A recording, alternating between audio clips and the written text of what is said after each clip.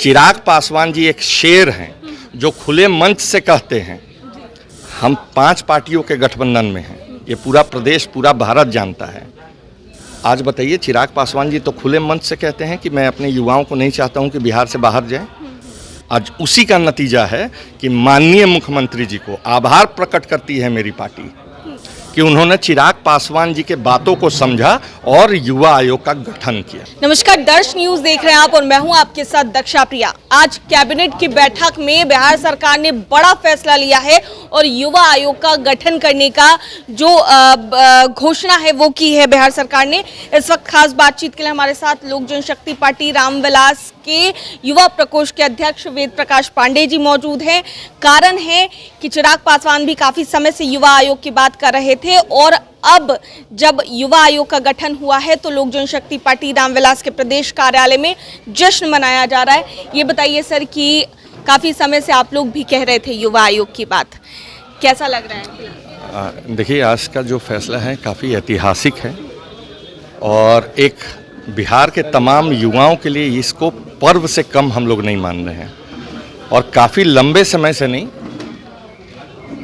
इस बात से मैं सहमत हूं कि हाँ, एक लंबे समय से, लेकिन बिहार में अगर किसी ने सबसे पहले मांग किया, चाहे वो केंद्र हो, सांसद हो, बिहार का एक कार्यक्रम हो, सड़क हो, वहाँ से हमारे नेता आदरणीय चिराग पासवान जी ने हमेशा यह मांग करते आए हैं कि बिहार के युवाओं के हित में यहाँ या केंद्र सरकार में एक युवा आयोग का गठन होना चाहिए था। माननीय मुख्यमंत्री जी ने पहल दिखाई और चिराग पासवान जी के बातों को उन्होंने समझा, उनके बातों को स्वीकार किया, जिसका नतीजा है कि हम तमाम बिहार के युवाओं के पक्ष में ये फैसला हुआ है। एक मापदंड तय किया गया है, एक प्लेटफॉर्म दिया गया है जो सबसे महत्वपूर्ण आयोग है। बिहार में बहुत आयोग हैं, लेकिन मैं जिसको सबसे महत्वपूर्ण आयोग समझता हूं, आज उसका गठन हुआ है, युवा आयोग का गठन। ठीक है सर, आप ये बात कह रहे हैं और आप लोग जश्न भी मना रहे हैं, लेकिन कुछ दिनों पहले की ही बात अगर की जाए, पटना के बापू सभागार में युवा छात्र संसद का आयोजन आरजेडी की ओर से किया गया था। नेता प्रतिपक्ष तेजस्वी यादव ने वहां से घोषणा की थी कि हम जो है वो, अगर सरकार हमारी बनती है तो हम युवाओं के लिए युवा आयोग का गठन करेंगे। इससे पूर्व भी उन्होंने एक सभा के दौरान ये बातें कही थी। वो ये कह रहे हैं अब कि जो भी तेजस्वी यादव कहते हैं वो सरकार उसी चीज़ को लागू करती है, मतलब सरकार जो है वो पीछे पीछे है तेजस्वी के। देखिए, ये बड़ा हास्यास्पद है क्योंकि तेजस्वी जी 2 बार बिहार के उप मुख्यमंत्री रह चुके हैं और जब उस शासनकाल में उनको युवाओं का हित, युवाओं के लिए क्या ज़रूरी है जब याद नहीं आया, तो बापू सभागार में करें चाहे कहीं करें, आज विपक्ष के रूप में बैठे हुए हैं। जब हम सत्ता में हैं तो हम किसी के लिए कार्य कर सकते हैं जब मुझे अधिकार है, तो वो तेजस्वी जी को उस समय करना चाहिए था। तेजस्वी जी जरूर एक लाइन कह रहे हैं कि जो वो कह रहे हैं वो बिहार सरकार कर रहा है, लेकिन मैं उनको जवाब देना चाह रहा हूं कि जो सरकार कर रही है वो तेजस्वी जी 4 दिन 5 दिन पहले बोल रहे हैं, इसलिए कि उनको मालूम है कि डबल इंजन की सरकार है और वो हमारे नेता आदरणीय चिराग पासवान जी को फॉलो करते हैं। चिराग पासवान जी एक शेर हैं जो खुले मंच से कहते हैं हम 5 पार्टियों के गठबंधन में हैं। ये पूरा प्रदेश, पूरा भारत जानता है। आज बताइए, चिराग पासवान जी तो खुले मंच से कहते हैं कि मैं अपने युवाओं को नहीं चाहता हूं कि बिहार से बाहर जाएं।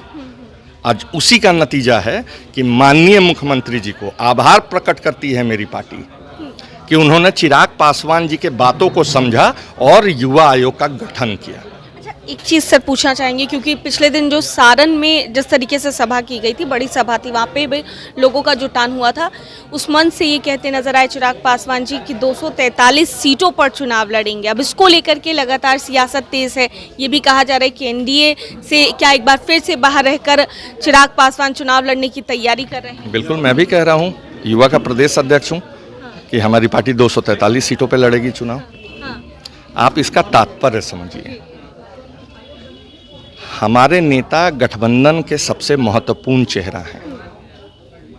वो बार बार कहते आए हैं कि माननीय मुख्यमंत्री नीतीश कुमार जी के चेहरे पे हम लोग चुनाव लड़ेंगे। 243 विधानसभा है बिहार में तो गठबंधन के कोई साथी होंगे,